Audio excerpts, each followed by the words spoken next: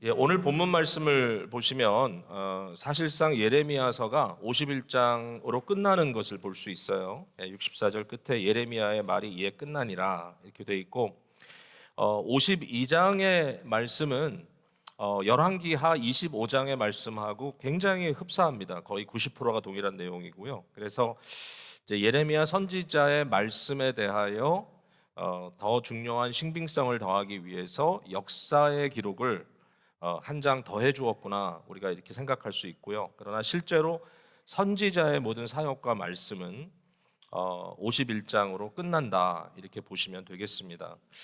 자, 오늘 이 말씀을 통하여 이제 예레미야를 저희가 이제 마무리하게 되는데 이때에 제가 좀 여러분의 이 이매지네이션 상상력 속에 이제 그림 하나를 좀 이렇게 집어넣어 드리고 싶어요. 이 그림은 사실 오늘 본문에 나와 있는 내용 그대로입니다. 무슨 그림인가 하면 두루마리가 있습니다. 두루마리는 이제 책이죠. 책인데 오늘처럼 이러한 형태의 책이 아니라 이제 가죽을 길게 이렇게 늘려가지고 거기에 내용을 쓰고 이렇게 말아서 양쪽에서 도로록 말아가지고 이제 두루마리를 만들어 놓은 책입니다. 그 안에 하나님의 말씀이 이제 기록되어 있습니다. 이 말씀이 낭독된 이후에 이 말씀을 이제 줄로 매고 그 줄에다가 이제 한편에는 돌을 메어서 결국 이 두루마리가 유브라데 강이라고 하는 고대의 유명한 강의 한가운데 던져지게 되는 것이죠.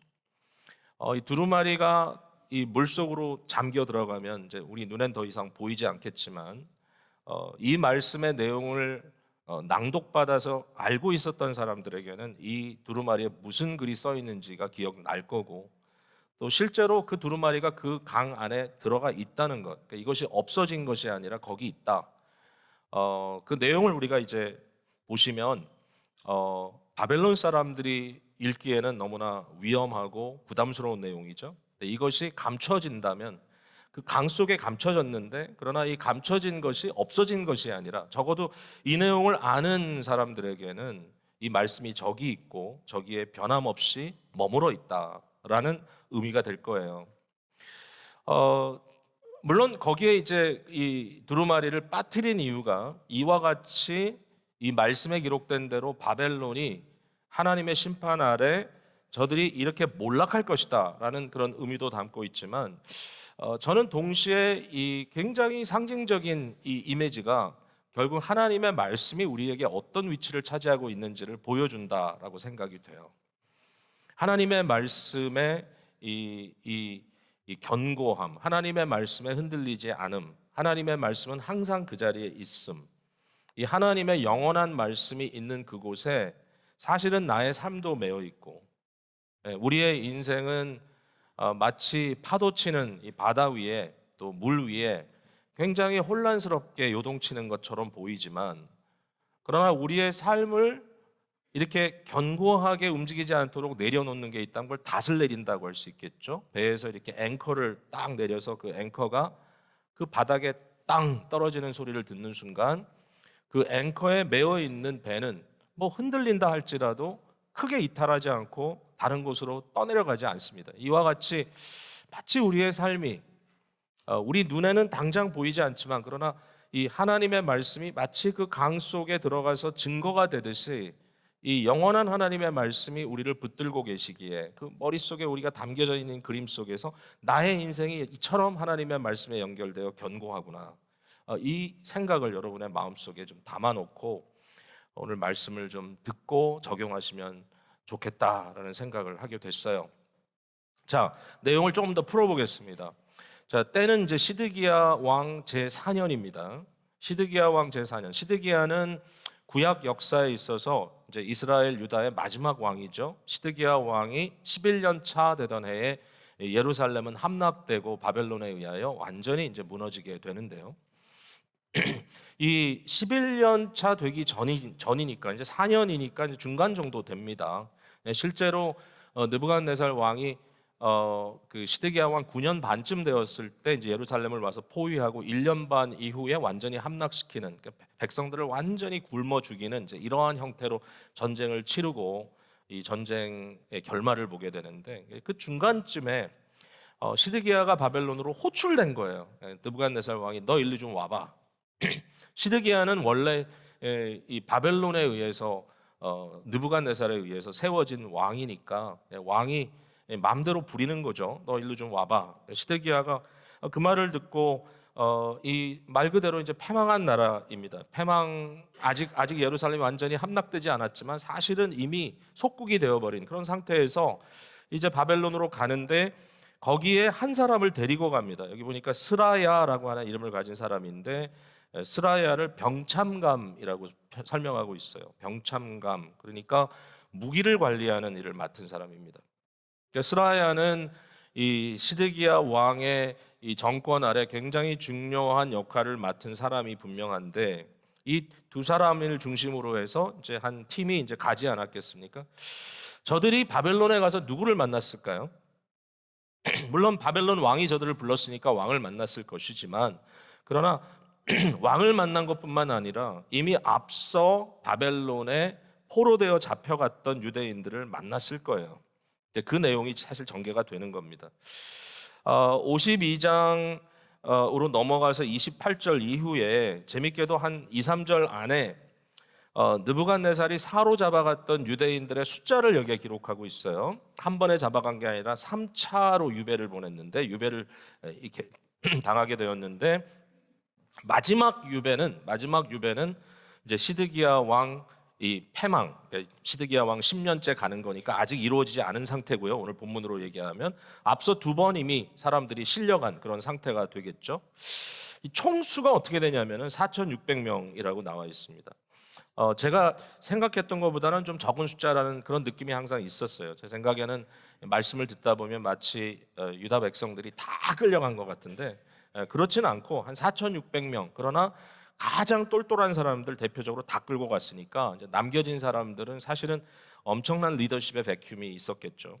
어쨌든 이 4,600명 중에 이미 바벨론에 가 있는 사람들의 숫자가 한 3,900여 명이 됩니다. 거의 4,000명 정도의 이 유배된 유대인들이 바벨론에 있는 그 시기에 바로 그들을 가서 만날 수 있었던 사람들이 바로 시드기야와 여기 병참감이라고 하는 스라야겠죠. 이 사람들이 갔어요. 이 사람들이 가서 만난 이 사람 이 동포들의 이 동족들의 상태가 어땠을까요? 포로로 잡혀갔으니까 상당히 좀 비참한 상황에 있지 않았겠는가. 그들 중에는 좀 나름대로 이미 좀 등용된 사람들도 있었지만 그러나 여전히 차별과 오해와 온갖 어려움 속에 있었던 것이 분명할 텐데 그들을 만나는 그 모습이 어땠을까? 갑자기 이런 이미지가 제 머릿속에 좀 떠올랐습니다. 벌써 이제 꽤 오래 전인데요. 제가 독일에 그 우리 교민들을 위한 수양회를 인도하러 갔던 적이 있습니다. 연합수련회를 2년 이제 연속으로 갔는데 두 번째 해 갔을 때였던 것 같아요. 이제 처음에 만났을 때보다 좀 친해졌으니까 거기에 그 이 대빵 우리 그 권사님이 한 분 계셨는데 이제 이분이 그 파독 간호사로서 평생을 그곳에 보낸 분입니다. 연세가 이제 지긋한데 저한테 굉장히 중요한 화보책 하나를 갖다 주시면서 이걸 가져가라고 그래요. 보니까 이 파독 간호사의 역사를 이제 사진으로 엮어놓은 이제 화보집이었어요. 그걸 이렇게 쭉 펼쳐 보는데 정말 좀 이렇게 뭉클하더라고요. 그 역사를 아시는 분들은 다 아시겠지만, 근데 그 장면 중에 하나가 뭐냐면은 이제 파독 간호사들이 가고 이제 많은 광부들로 이렇게 한국의 젊은이들이 독일로 갔을 때 그 이후에 이제 처음으로 당시 한국의 대통령이었던 박정희 대통령과 그 영부인이 함께 독일에 가서 그분들을 만나는 장면이 사진에 잡혀 있는 게 있어요. 이제 그때 손수건을 꺼내서 눈을 닦는 눈물을 닦는 그런 장면이 잡혀 있는 게 있더라고요. 유명한 사진이죠, 사실은 그게.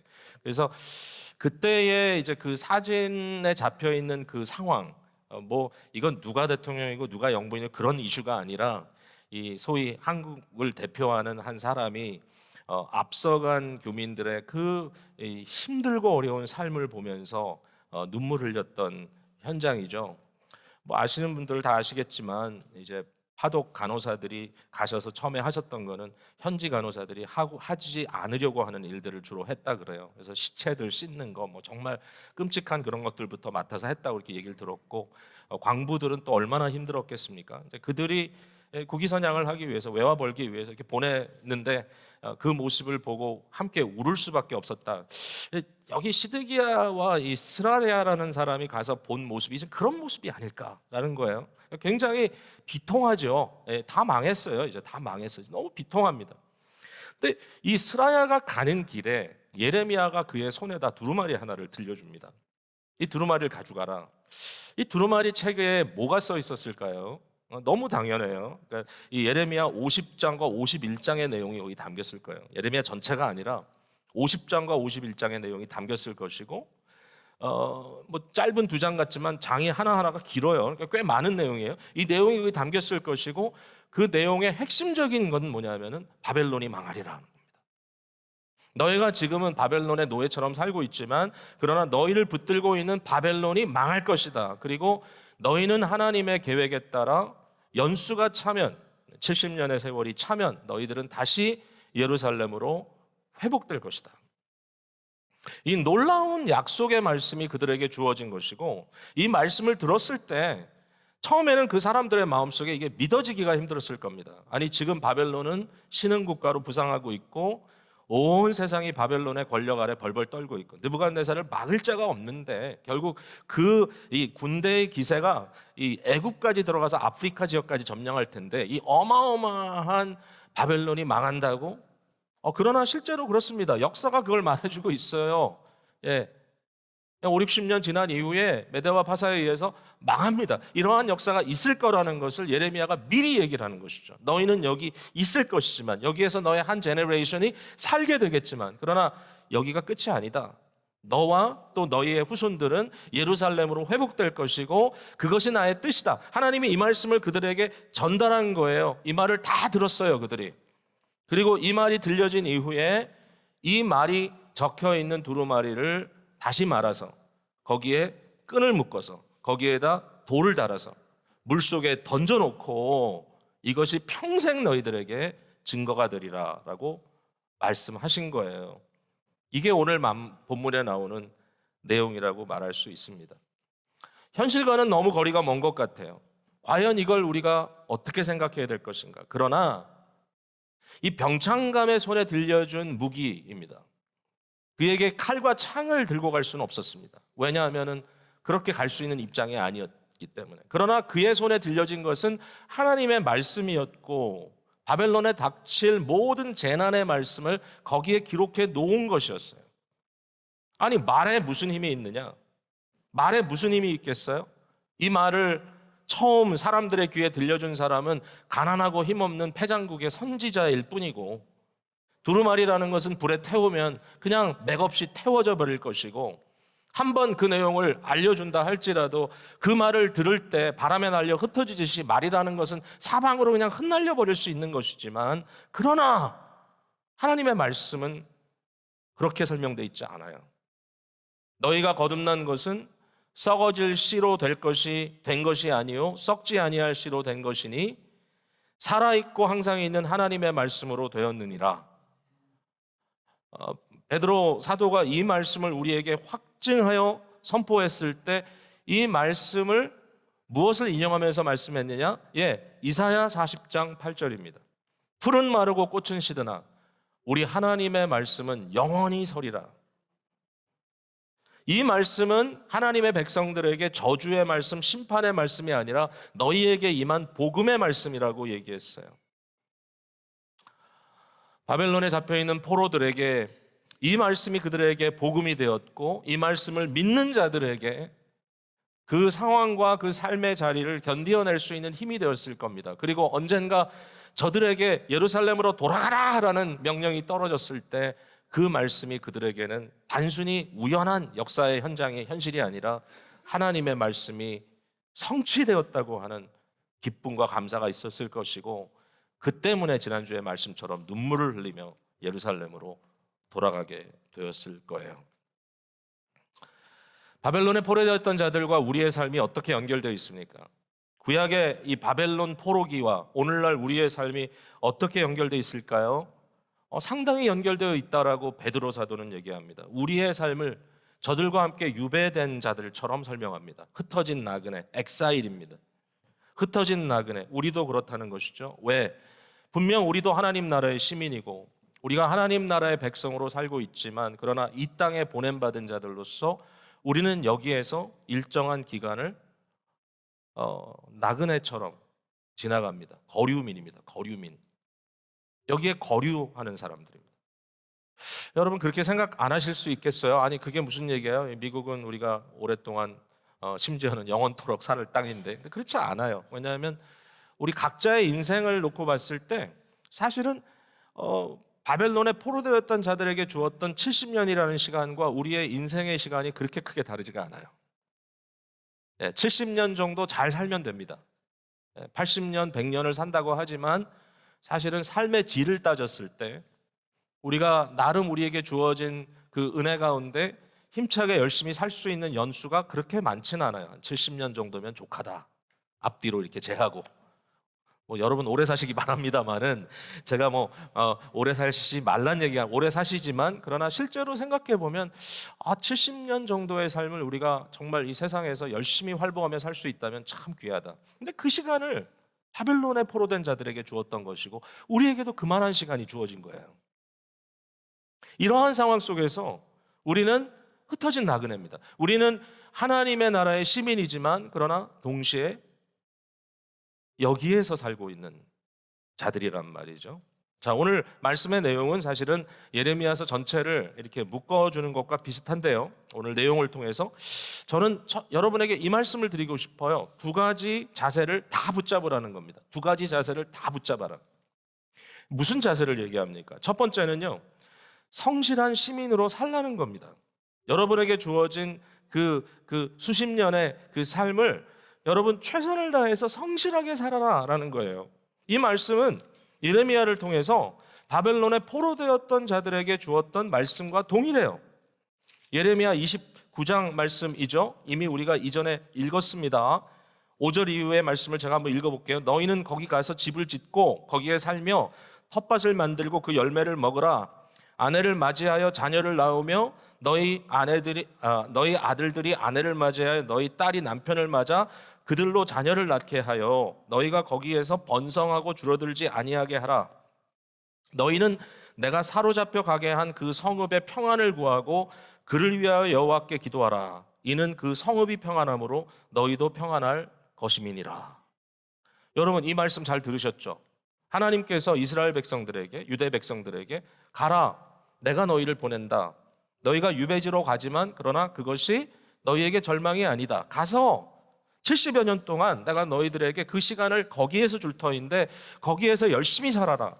열심히 생산적으로 살아라. 너희가 농사짓고 얻은 것들을 먹고 마시며 살아라. 너희가 아내도 맞이하고 남편도 맞이해라. 너희 자녀들도 시집장가 보내라. 절대로 숫자가 줄어들지 않게 거기에서 번성하라. 그리고 선을 행하며 살아라. 모든 사람들에게 덕을 끼치라. 거기에 있는 바벨론의 평강을 위해서 기도하라. 너희에게 주어진 사명의 그 기간 동안에 너희는 너희의 삶의 모든 것을 발휘해서 살아라. 열심히 살아라. 행복하게 살아라. 기쁘게 살아라. 자, 이게 이제 첫 번째 자세입니다. 성실한 시민으로서 내가 보냄받은 곳에서 하나님께서 주신 은혜대로 최선을 다해 사는 것.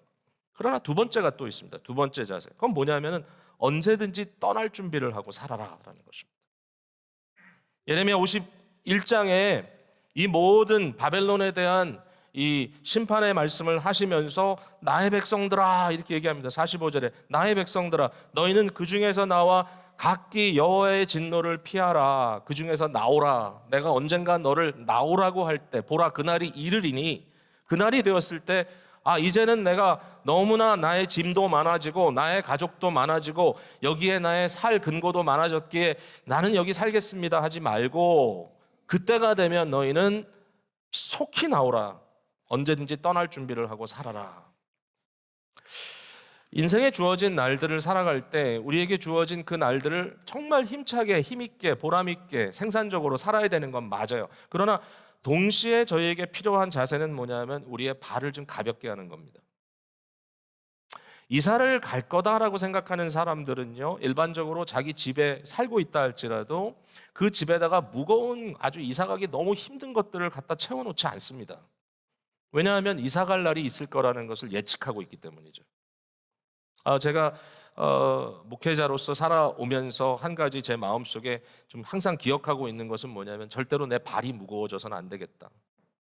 언젠가 어떻게, 글쎄 뭐 하나님께서 하시는 방법이 있겠지만, 뭐 심지어는 외국으로 떠나라 그러면 떠날 수 있어야 되고, 저기로 가라 그러면 갈 수 있어야 되고. 제가 많은 우리 동역자 교육자들과 또 후배 목회자들에게 하는 얘기가, 발을 좀 가볍게 해라. 지금 현재 살고 있는 삶이 너무 모든 것이 다 풍성하고, 너는 이것을 떠나면 죽을 것 같고, 이걸 떠나면 너는 갑자기 아무것도 없는 빈털터리가 될 것 같기 때문에 떠날 수 없는 상황이 되었을 때 좀 안타깝지만 그것이 너의 사역을 부자연스럽게 할 수 있을 것이다.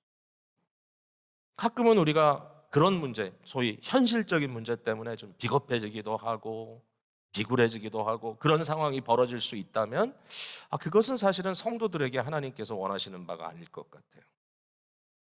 여러분과 저와 여러분이 어떻게 살아야 할 것인가? 이 세상을 살아가는데 우리의 발이 너무 무거워서, 우리의 생명에 대한 집착이 너무 강해서 어느 순간이든지 나는 떠나지 않겠습니다 라고 얘기해서는 안 되는, 이 세상에서 나의 최선을 다해 살아야 되고 우리의 모든 실력을 발휘해야 되지만, 그러나 주께서 떠나라 하실 때는 언제든지 떠날 수 있는 거류민의 삶을 살아가다라는 말씀이시죠.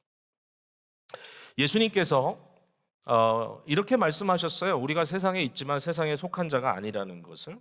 요한복음 17장에 기도하시는 내용을 보면, 내가 비옵는 것은 그들을, 그러니까 우리입니다, 세상에서 데려가기를 위함이 아니요 다만 악에 빠지지 않게 보존하시기를 위함이니이다.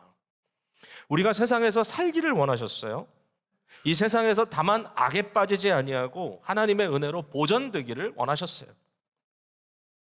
그러나 거기에서 끝난 게 아니에요. 내가 세상에 속하지 아니함 같이 그들도 세상에 속하지 아니하였사옵나이다 그랬습니다. 저들은 세상에 있으나 세상에 속한 자들이 아닙니다. 그러면서 우리가 세상에 있는 이유를 이렇게 설명합니다. 아버지께서 나를 세상에 보내신 것 같이 나도 그들을 세상에 보내었고. 하나님께서 바벨론에 유배되었던 백성들에게 말씀하시기를, 너희가 유배되어 간 그 땅, 그렇게 말하지 않았습니다. 내가 보낸 땅, 내가 너희를 보낸 그곳, 하나님께서 우리를 이 땅에 두실 때는 사명으로 두셨다는 거죠. 우리가 여기에 온 이유는 우리가 해야 할 일이 있기 때문에 온 것입니다. 그 일을 우리가 지금 하고 있는 거예요. 자, 이 두 가지라고 하는 두 자세가 절대로 쉽진 않아요. 절대로 쉬운 일이 아니고 상당한 이해력과 헌신도가 필요하다는 그런 생각을 하게 됩니다. 이 두 가지를 하나로 묶기보다 더 쉬운 극단이 있습니다. 극단. 첫 번째 극단은 뭐냐면 도피주의 사상입니다. 세상은 악하고, 이 세상의 삶은 사실 부질없고, 이 세상은 허무하고 아무것도 아니야. 내가 여기서 할 것도 없고, 그러니까 가능한 만큼 나는 세상과 분리되어서 살 거야. 가능한 만큼 나는 신앙생활만 할 거야. 가능한 만큼 나는 하나님만 보고 살 거야. 이런 경우가 있을 수 있어요. 여러분, 신앙은 굉장히 좋은데 하나님과의 관계 속에 뭐 대단한 비밀이 있는 것처럼 느껴지는데 사회성이 엄청 결여되는 분들이 가끔 있어요. 그건 좋은 자세가 아니에요. 그거는 성도의 참 모습은 아닙니다. 성도는 위로 하나님을 사랑하고 옆으로 이웃을 사랑해야 돼요. 내게 주어진 삶의 자리를 이탈할 수 없어요. 그러니까 여기에서 우리가 도피적으로 사는 게 아니에요. 교회는 고립된 신앙생활을 하기 위한 공동체 또는 개토가 아니에요. 교회는 세상으로 파송되기 위하여 여러분이 함께 준비되는 현장이에요. 언제든지 교회가 이 땅에 있다는 사실을 우리가 잊어서는 안 돼요. 그러니까 절대로 도피주의는 좋은 옵션이 아니에요. 반대쪽엔 또 뭐가 있냐면 세속주의가 있어요. 세속주의는 뭐냐면 이 세상밖에 없다고 생각하는 거예요. 여기서 우리는 끝장을 봐야 돼. 결국 여기가 모든 것이야. 심지어는 신앙적으로도 그렇게 사는 사람이 있어요. 하나님의 나라는 여기뿐이야. 이후의 모습 그런 거 없어. 여기가 하나님의 나라고 여기가 우리의 삶의 터전이기 때문에 결국 모든 것이 다 여기에 투자돼야 돼라고 말하는 사람들이 있어요. 신앙의 어떤 초월성을 상실하고 모든 것이 현재적으로 다 거기에 이렇게 집착되어 있는 그러한 경우들을 이야기합니다. 그것도 옳지 않아요. 다시 말씀드립니다. 저희들은 도피주의자가 돼서도 안 되고 저희들은 세속주의자가 돼서도 안 됩니다. 저희들은 다른 자세를 가져야 합니다. 이 두 가지 앞서 말씀드린 자세를 같이 공유할 수 있는 입장을 취해야 되는데 이게 과연 뭘까? 자, 어려운 말씀처럼 들릴 수 있지만 제가 좀 설명을 해볼게요. 자, 아브라함 카이퍼라고 하는 화란의 한 신학자가 있습니다. 제가 예전에도 언급한 적이 있습니다. 이분이 19세기 말과 20세기 초반에 이제 살았던 한 시대를 장식한 굉장히 아주 훌륭한 신앙의 이 기독교 리더였는데요. 이분은 뭐 정치가로도 활동을 했고 또 이 자유대학이라고 하는 대학교를 설립하기도 하고 또 신학 책도 쓰기도 하고. 근데 이분이 활동하던 그 시기에 1898년도에 꽤 오래전입니다만은 그러나 중요한 이 전환의 시기에 이분이 여기서 멀지 않은 프린스턴 신학교 있죠? 프린스턴 Theological Seminary에 와서 강연을 한 적이 있습니다. 스톤 렉처스라고 하는 이제 렉처 시리즈를 와서 그 해에 하게 됐는데 그가 했던 강의의 주제가 뭐냐면은 칼빈주의였습니다. 칼빈주의. 자, 칼빈주의 그럼 여러분에게 어떤 느낌으로 다가오는지 모르겠지만 개혁주의, 칼빈주의 거의 뭐 동일한 의미를 갖고 있습니다. 요한 칼빈이라고 하는 16세기 굉장히 중요한 인물이 꽃피웠던 그의 신학적인 사상을 칼빈주의라고 얘기하는데 근데 이 카이퍼라고 하는 이분이 칼빈주의를 소개하면서 굉장히 중요한 얘기를 하셨습니다. 칼빈주의는 내가 아는 칼빈주의는 절대로 협소한 종교적인 사상이 아니다. 이건 단순히 신학이 아니다. 이것은 우리의 인생관이고 이것은 우리의 세계관이다. 우리의 인생 전체를 담고 우리의 세계를 보는 우리의 총체적인 그 모든 사고를 담아낼 수 있는 것이 바로 칼빈주의, 개혁주의다. 이렇게 얘기를 했어요. 결국 이것은 모든 것을 총체적으로 볼 수 있는 관점이고 또 철학적인 의미도 담겨 있는 통합적인 사상이고 가장 성경적인 그러한 사고의 그 내용이다라고 얘기를 하고 있습니다. 자, 이와 같은 생각을 갖고 살아가는 사람들에게 어떤 중요한 핵심적인 내용들이 있느냐? 첫 번째는 뭐냐면 하나님의 절대적인 주권입니다. 모든 만물은 하나님의 궁극적인 주관 아래에 있다. 여러분, 이 자리에 있는 모든 것이 다 하나님 것입니다. 여러분이 앉아있는 의자도 하나님 것입니다. 사실 모든 raw material이 하나님 만든 겁니다. 하나님의 주권 아래 모든 것이 있어요. 그가 유명한 말을 남겼죠.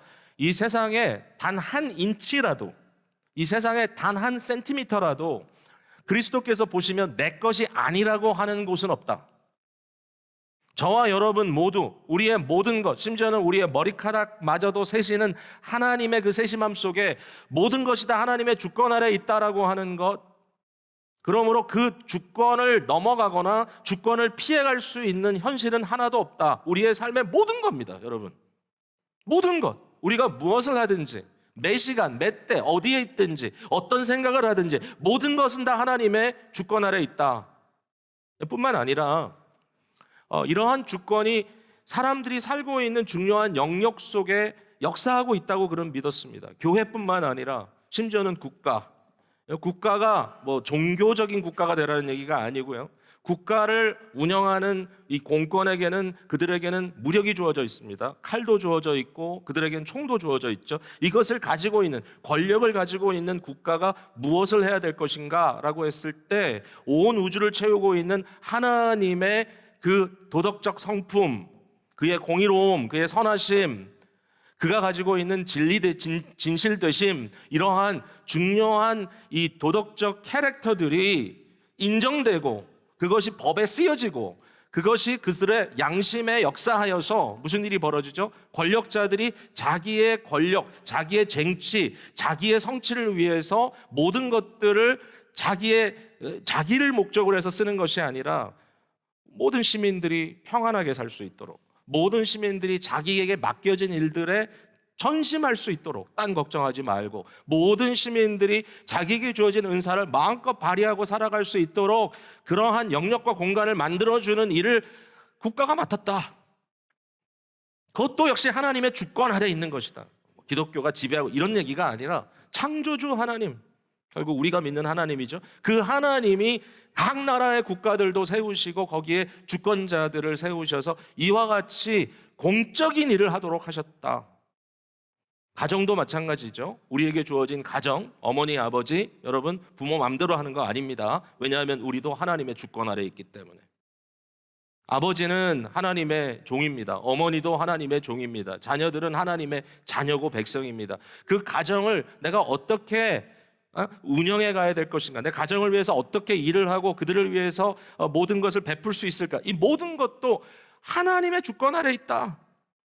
모든 교육기관, 모든 산업, 무엇이라 할지라도 모든 것이 다 하나님의 주권 아래에 있다.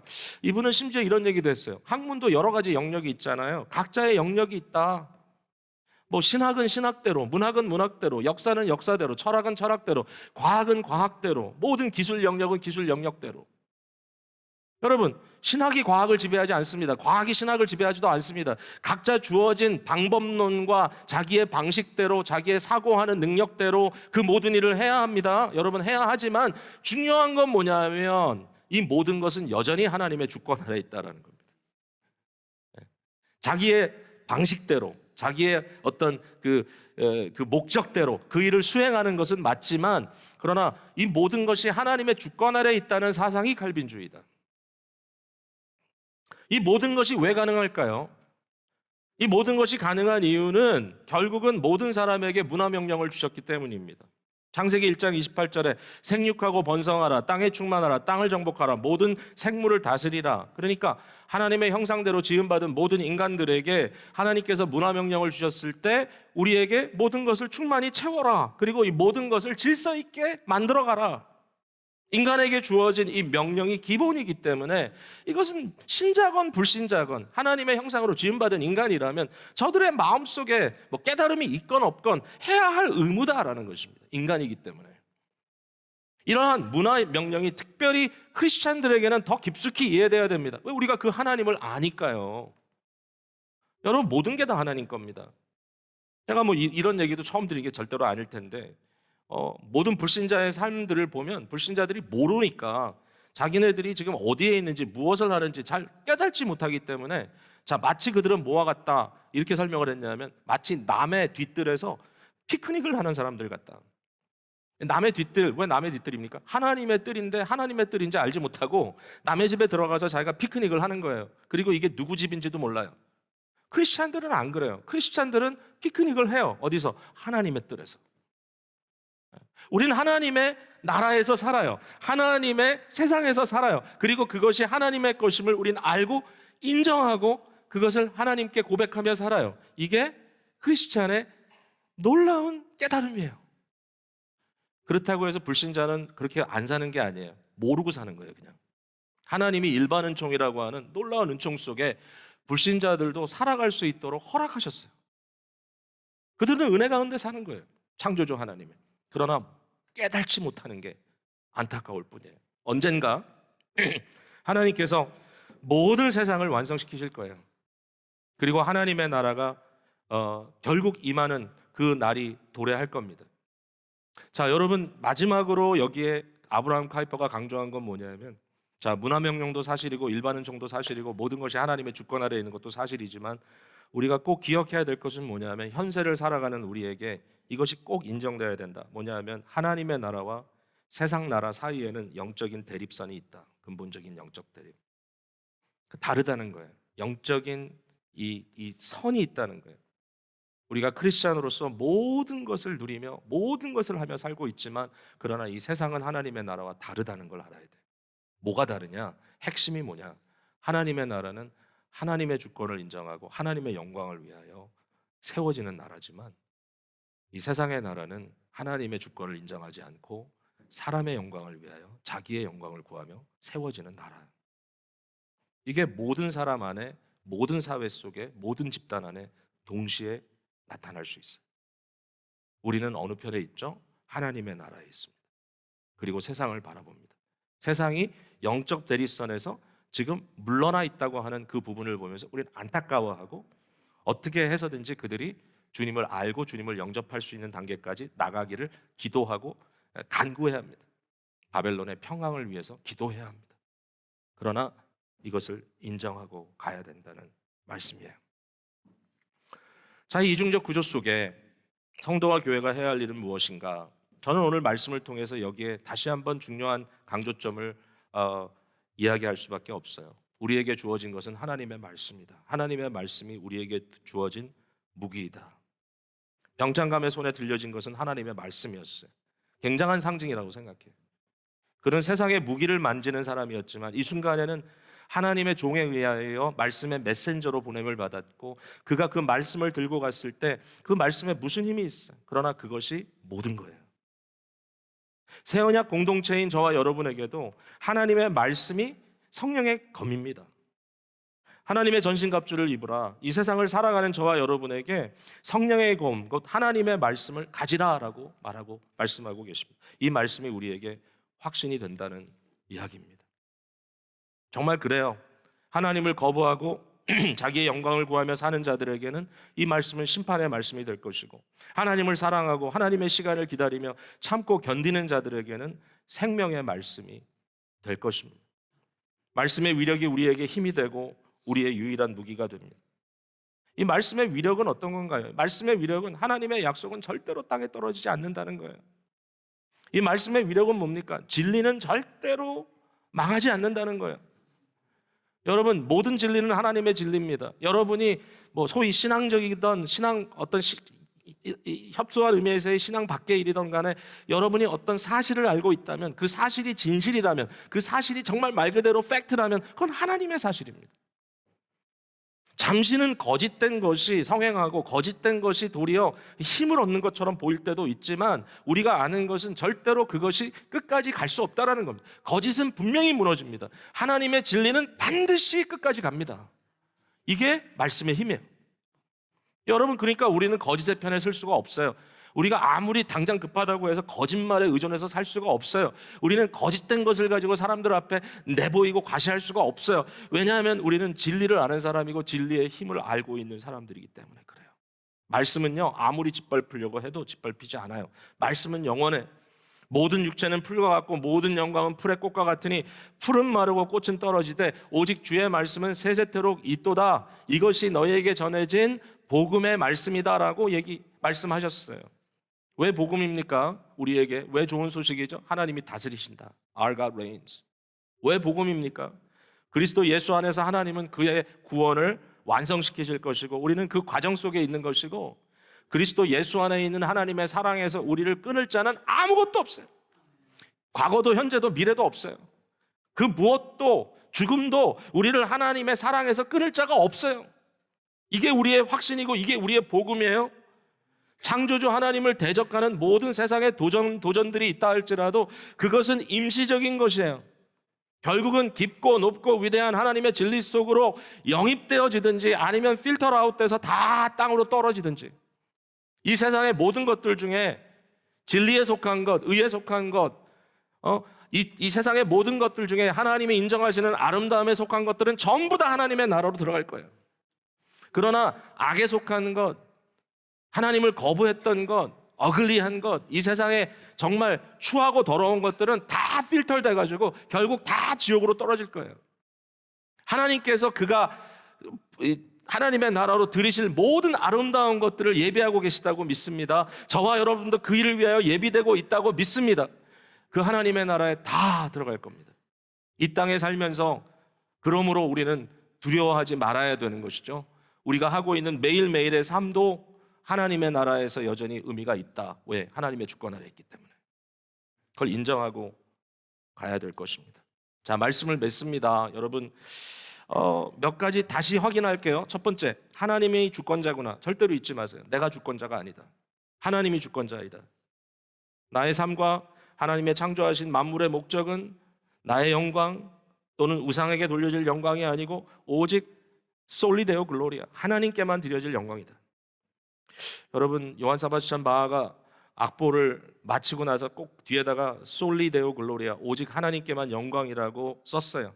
그것이 그의 음악의 브랜드예요.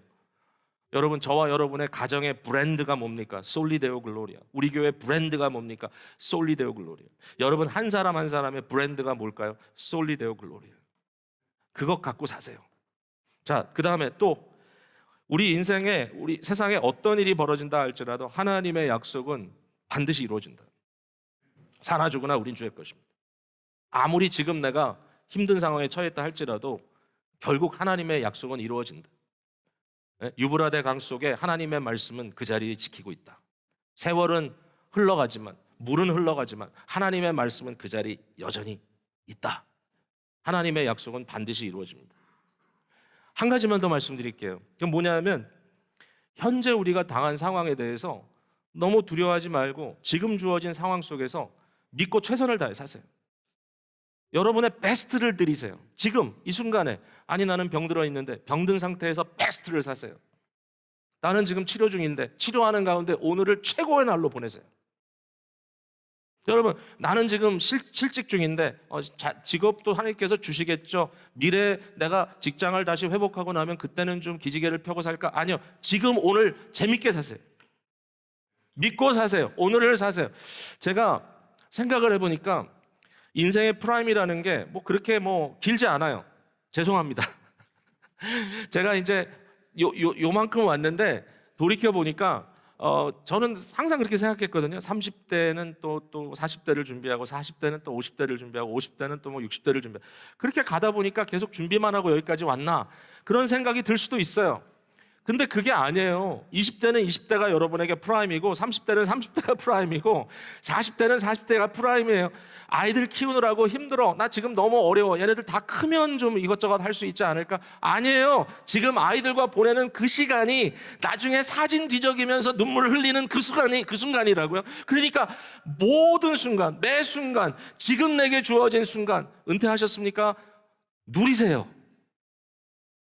누리세요. 지금 이 순간 내게 주어진 힘이 있는 순간 비틀거리면서 예배당 나오셨나요? 나오신 자체 오늘 그것을 누리세요. 왜냐하면 조금 더 지나면 더 힘들어질 수 있어요. 내게 주어진 지금 이 순간 자신감이 떨어질 때가 참 많아요. 살다 보면 내가 모르는 새로운 환경에 있을 때도 있고 내가 어떤 도전을 받고 그 일을 이제 해내야 되는데 내가 이걸 잘할 수 있을까? 내 앞에 서 있는 사람들은 나보다 훨씬 실력이 더 뛰어난 사람들이고 내가 이렇게 했을 때 혹시 비웃음이나 사는 것이 아닐까 그런 느낌 때문에 도리어 잘할 수 있는 것도 두렵고 떨림으로 완전히 주눅 들어가지고 못했던 적이 한두 번이 아니에요. 어느 날 깨달아졌어요. 나에게 있어서 지금보다 더 좋은 순간은 없다. 내가 정말 하고 싶은 일이라면 내게 주어진 기회는 지금이다. 지금 너에게 이 기회를 주신 하나님 앞에 너는 너에게 주어진 사명을 온전히 살려서 그것을 통하여 하나님의 영광을 위하여 너를 불살러봐라. 뭐 아직도 그게 항상 잘 되지는 않지만 여전히 떨림이 있지만 그러나 매 순간에 두려운 생각이 들고 초조함이 다가오고 일종의 공황 같은 두려움이 나에게 임한다 할지라도 그때 그것을 떨쳐낼 수 있는 힘은 뭐냐? 하나님의 말씀이요 하나님의 약속입니다. 지금이 너에게 주신 하나님의 시간이다. 비겁할 것 없죠? 저의 마음과 생각이 온통 혼란스러움에 치달았을 때 그때 저에게 주신 하나님의 말씀은 여전히 오늘도 나를 붙잡아주는 말씀입니다. 빌립보서 4장 4절에서 7절 말씀, 주 안에서 항상 기뻐하라. 여기에 항상은 지금입니다. 지금 기뻐하세요. 내가 다시 말하노니 기뻐하라. 너희 관용을 모든 사람에게 알게 하라.